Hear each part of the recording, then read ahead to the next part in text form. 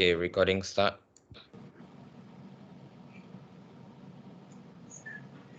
Selamat sejahtera guru-guru dan murid-murid. Dan sesungguhnya hari ini kita nak berbentangkan tentang rancangan pembangunan negara, tentang dasar luar. Dan nama saya ialah Lim Hong Jun. Dan ini definisi dasar luar. Dasar luar negara boleh dianggap sebagai instrumen atau alat yang diperlukan oleh sesebuah negara untuk berhubung dan berinteraksi dengan sebuah negara yang lain, baik yang berjiran dengan atau yang berada di jauh dengannya.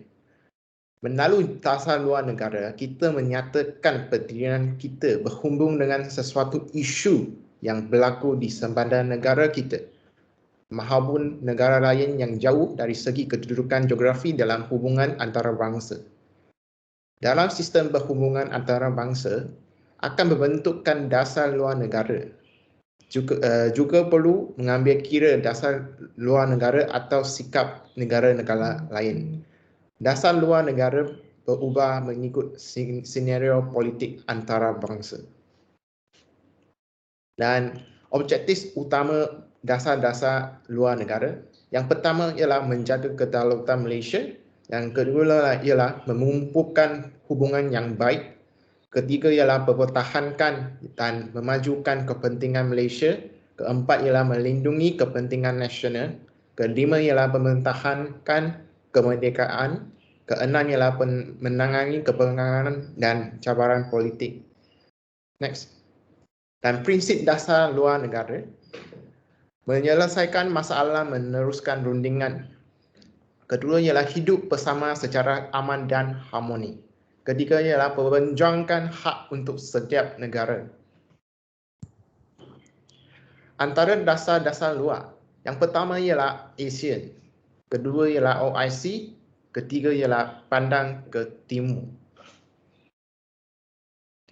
Dasar pandang ke timur ialah diumumkan oleh mantan Perdana Menteri Tun Dr. Mahathir pada 8 Februari 1982 semasa persidangan First Joint Annual Conference of Jamaica di Hotel Hilton Kuala Lumpur. Kedua ialah Malaysia mempunyai kebolehan asas untuk menjadikan negara perindustrian di Asia selepas Jepun dan Korea. Malaysia perlu mengalih pandangan kepada negara timur seperti Jepun, Korea dan Taiwan. Ketiga, negara barat hilang keupayaan dalam ekonomi dan mementingkan keselaikan hidup dan tidak lagi mementingkan kesanggupan dan kesanggupan pekerja. Program-program yang telah dijalankan di bawah dasar pandang ke timur. Yang pertama ialah, yang penting ialah latihan perindustrian dan teknikal. Kedua ialah program pengajaran akademik. Ketiga ialah program pengajaran teknikal. Dan keempat ialah program pengajaran eksekutif. Kelima ialah hubungan dengan institusi yang baik. Keenam ialah skim latihan pembangunan usahawan. Okay. Selamat sejahtera semua. Nama saya Saidi Usha. Okey, saya nak bermula dengan bercakap tentang objektif. Terdapat 3 objektif, iaitu yang pertama untuk meningkatkan kemahiran kerjaya, pengetahuan serta menerapkan nilai-nilai kerja yang positif dari Jepun dan Korea dalam meninggikan penghasilan kerja. Yang kedua, untuk meningkatkan daya pengeluaran dan mutu kerja dan bukan untuk menggenepikan perkara yang baik yang boleh dipelajari dari negara-negara lain. Objektif yang ketiga, tidak bermakna membeli semua barang atau memberi semua kontrak kepada syarikat-syarikat negara timur, melainkan tawaran mereka adalah terbaik.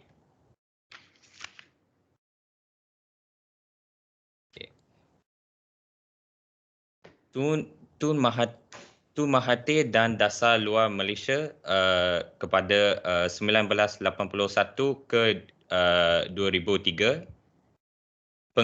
Penguasaan beliau ke atas dasar Luar Melibih A. Tun Abdul Razak dan Tunku Abdul Rahman. Berlaum melenggas tugas berucap di forum antarabangsa daripada menyerahkannya kepada Menteri Luar.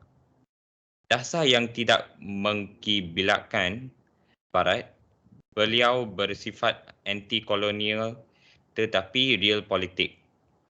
Menyokong revolusi mengenai kes pencerobohan Iraq ke atas Kuwait dan mengatakan tiada negara yang berhak menceroboh negara lain.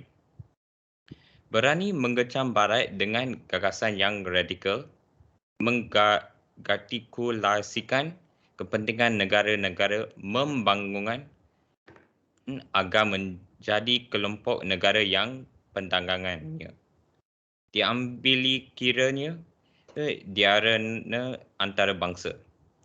Kes pelanggaran hak asasi, isu penyalahgunaannya dadah. Masalah alam sekitar dan kerjasama ekonomi selatan-selatan. Dasar pandang ke timur merupakan dasar ekonomi dalam negeri tetapi memberdampak kepada aspek kerjasama politik dan dasar luar ekonomi. Okey. Latar belakang OIC iaitu panggil Organisation of Islamic Cooperation. Terdapat 4 informasi. Informasi yang pertama, OIC dibubuhkan kepada 25 September 1969. Terdapat 12 Rejab 1389H. OIC Persidangan Islam pertama di Rabat.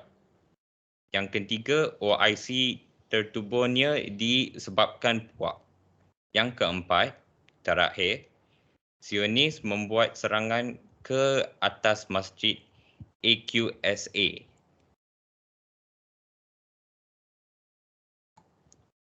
Okey. Terdapat 5 objektif penubuhan OIC, iaitu yang pertama, menggerakkan hubungan sesama negara Islam. Yang kedua, bersuara dalam satu nada bagi kepentingan umat Islam. Yang ketiga, mengekal perdamaian antara negara Islam. Yang keempat, menggelakkan persengketaan antara Islam. Yang objektif yang terakhir, memastikan tempat suci Islam dihormati dan tidak dicemari. Selamat pagi semua. Nama saya Tiong Jilun. Saya akan mengucapkan latar belakang. ASEAN ditumbuhkan melalui deklarasi Bangkok pada 8 Ogos 1967. 5 orang menteri luar ASEAN ketika itu iaitu Tun Adam Malik Indonesia, Tun Tuan Nan Komban yang Thailand, Rajaratnam Singapura, Narciso Lamus Filipina dan Tun Abdul Razak berhimpun di Bangkok dan mengisytiharkan penubuhan ASEAN. Penyertaan Malaysia dalam ASEAN adalah berdasar keazaman negara ini untuk menyelesaikan perbezaan politik dengan Filipina dan Singapura. Di samping itu, Malaysia berhasrat untuk menjalin hubungan yang erat dengan Indonesia. Pada tahun 1984, Brunei menyertai ASEAN sebagai anggota yang ke-6. Pada tahun 1995, Vietnam pula menyertai ASEAN, seterusnya diikuti dengan Myanmar, Kamboja dan Laos pada tahun 1999. Melambat pertumbuhan, mempercepatkan perkembangan dan pertumbuhan ekonomi, kemajuan sosial dan pembangunan kebudayaan serta mengekalkan keamanan dan kestabilan kawasan serta dengan menghormati dan mematuhi peraturan undang-undang dan keadilan negara-negara kawasan serta mematuhi prinsip partai bangsa-bangsa bersatu. Memupuk kerjasama yang aktif dan mengembangkan kepentingan bersama dalam bidang ekonomi, sosial, kebudayaan, teknikal, saintifik dan pentadbiran. Meningkatkan taraf hidup melalui kerjasama perusahaan, pertanian dan perdagangan. Meningkatkan bidang pengajaran dan pendidikan yang lebih maju di Asia Tenggara. Membekalkan bantuan dan kemudahan latihan, penyelidikan dan pembangunan di kalangan negara-negara anggota. Mengadakan hubungan yang lebih erat dan menguntungkan dalam kalangan. Action dan kerjasama politik. Zon aman bebas dan berkecuali. Zon bebas senjata nuklir Asia Tenggara. Selamat pagi, nama saya Entelui. Saya akan mengucapkan sebab-sebab Javan diisytiharkan. Vietnam Utara menaluki Vietnam Selatan dan Amerika Syarikat, Rusia dan China campur tangan di Vietnam. Selepas Vietnam jatuh ke tangan komunis, Vietnam menaluki Kamboja. Pengolakan di Kamboja mengancam kestabilan politik Asia Tenggara. Mahu menjadikan rantau Asia Tenggara sebagai rantau yang bebas, aman, berkecuali dan strategi. Zon bebas senjata nuklear Asia Tenggara. Asia Tenggara sebagai rantau yang bebas daripada senjata nuklear. Maklumat utama penubuhan ialah untuk menjamin keselamatan kawasan perairan Asia Tenggara, mengelakkan kuasa besar campur tangan di rantau ini dan mengelakkan perlumbaan senjata nuklear di rantau Asia Tenggara.